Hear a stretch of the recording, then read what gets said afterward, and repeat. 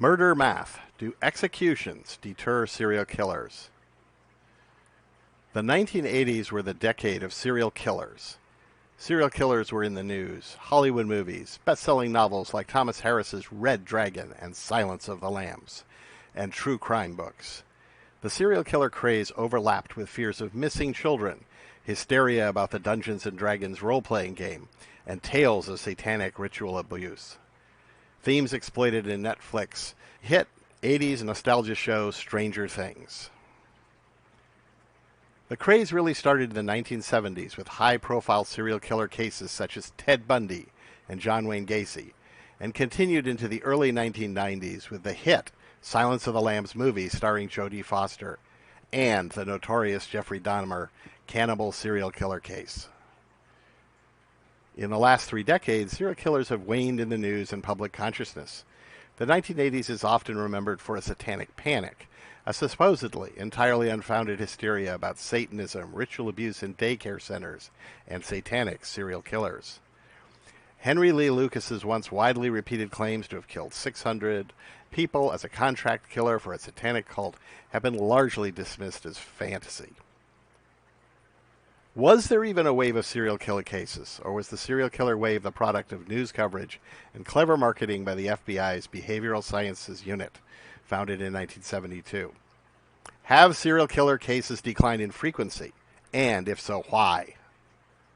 Wikipedia's list of serial killers in the United States purports to be a comprehensive list of known serial killers with names, dates, and numbers of proven and possible victims. Indeed, this Wikipedia database shows a dramatic surge in serial killers, peaking in the early to mid-1980s and declining back to historically low levels in the 1990s through the present. Why?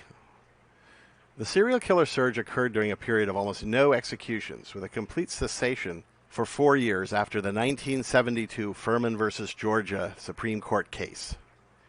As executions ramped back up in the 1990s, serial killer cases dropped. This plot shows executions of serial killers between 1950 and 2020, with about 115 executed out of a total of 553 from the Wikipedia list. These are particularly heinous crimes, often involving sadistic torture of victims. Serial killers face a much higher probability of execution than the typical murderer. This plot shows several key data series from 1950 to 2020. The red line shows the execution rate, executions per 150 million Americans.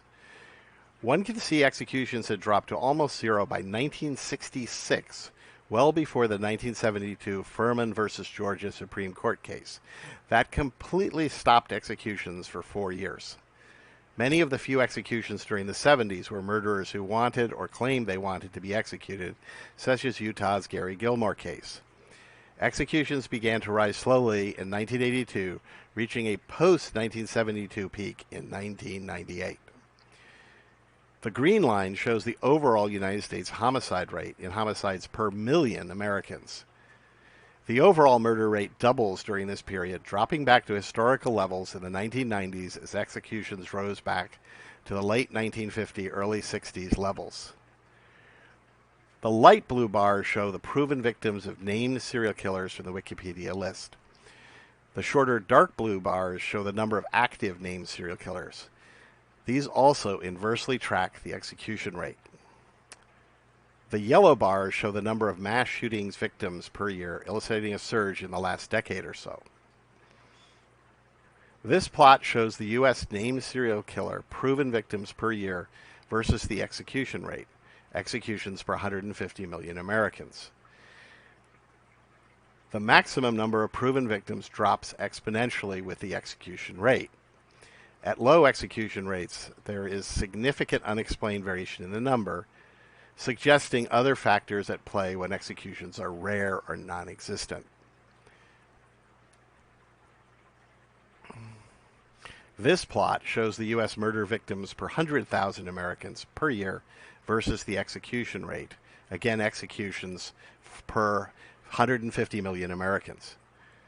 The murder rate drops exponentially with the execution rate, Again, at low execution rates, there is significant unexplained variation indicating other factors than the execution rate play a role when executions are rare or non-existent. Nonetheless, there are several prominent attempts to explain the sharp drop in murders in the 1990s without crediting any tough-on-crime policies, let alone the execution rate. One attempt to explain the drop in the 1990s is the removal of lead paint and piping in poor, often black areas, and yet this would probably have been an even more serious problem in the 1950s and 60s when murder rates were much lower. The economist Stephen D. Levitt of Freakonomics fame tried to explain the 90s drop as a delayed effect of the 1973 legalization of abortion in Roe v. Wade. He has also suggested other explanations, but not executions. This is a 2004 article by Stephen D. Levitt ruling out increased use of capital punishment as the cause of the 90s decline in murders. He claims, quote, "Given the rarity with which executions are carried out in this country and the long delays in doing so, a rational criminal should not be deterred by the threat of execution. This is a rather odd statement for scientific data analysis where one ought to look at empirical data. Who said murderers are rational? Serial killers are not rational as normally defined. Indeed, the historical data suggests relatively low levels of execution have deterred both highly irrational serial killers and presumably somewhat more rational murderers." In conclusion, the 80s era serial killer wave was real, not wholly a product of media hype or manipulated statistics from the FBI Behavioral Sciences Unit or other official sources, despite clear exaggerations at the time. The major contributing factor to the wave was probably the dramatic drop in the execution rate or other associated tough-on-crime measures in the 1960s. A similar rise in murders, though not as great, only a factor of 2, occurred in general U.S. murders, generally less horrific and less likely to receive the death penalty. The variation in murder rates, both the general U.S. murder rate and specifically serial murders, at lower execution rates indicates other factors come into play as well when executions are rare or do not occur. We may be seeing a surge of mass shootings as the execution rate has declined since 1998, instead of the surge of serial killers in the 60s and 70s, following the near cessation of executions, culminating in a total cessation for 4 years after the 72 Furman versus Georgia Supreme Court decision. Note that these conclusions are not an endorsement of capital punishment, nor do they address a range of other issues regarding capital punishment such as wrongful convictions, racial and other discrimination in the application of capital punishment, and the relative effectiveness of life imprisonment without possibility of parole.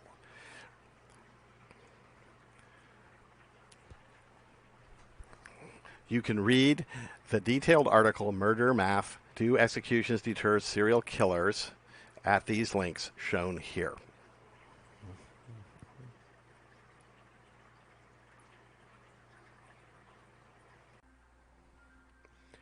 This concludes this video presentation. If you like this video, please click like. Please click subscribe and the notification bell if you would like to receive more content from us. You can avoid internet censorship by subscribing directly to our RSS news feed. Please consider sharing the link by email and on your website or blog, in addition to liking, upvoting, or sharing on increasingly censored, advertising beholden, big company social media. We have encountered such censorship. Mathematical software is developing algorithms and software to automate data analysis, reducing the risks of costly errors and increasing the predictive power of the results.